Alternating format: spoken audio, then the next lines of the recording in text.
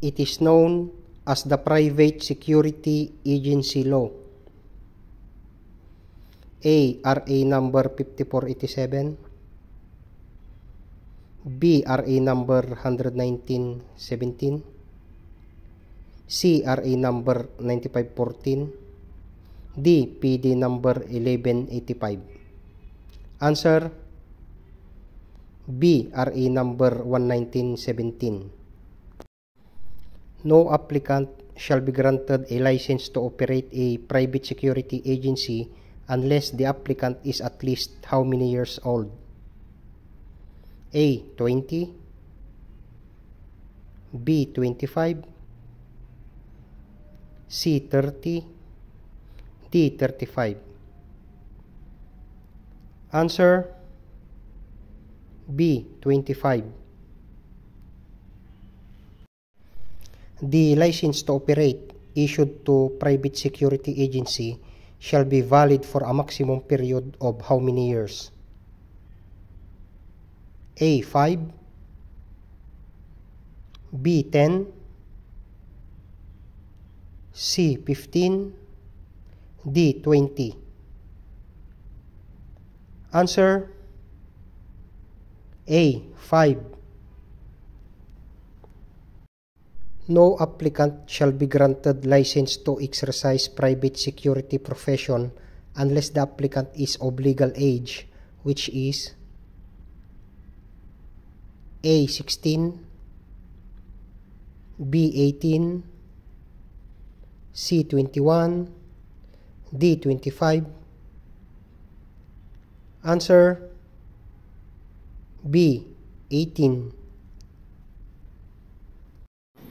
The license to exercise security profession given to qualified private security professionals shall be valid for a period of how many years from its issuance?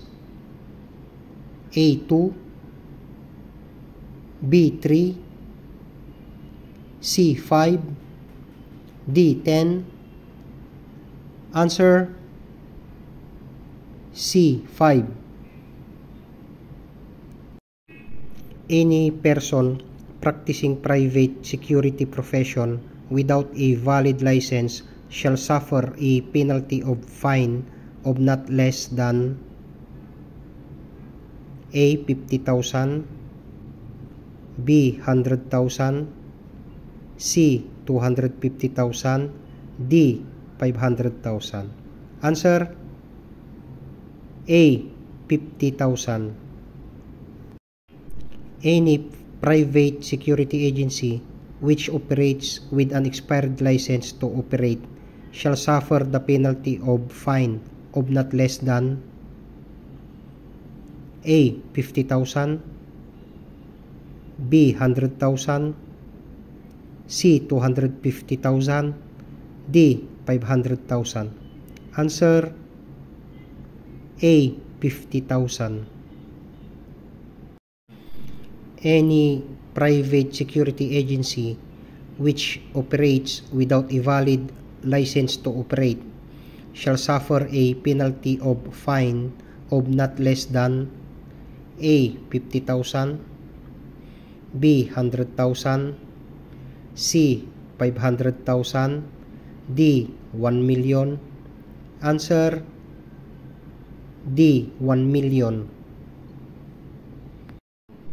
An applicant for a license to operate a private security agency must hold A.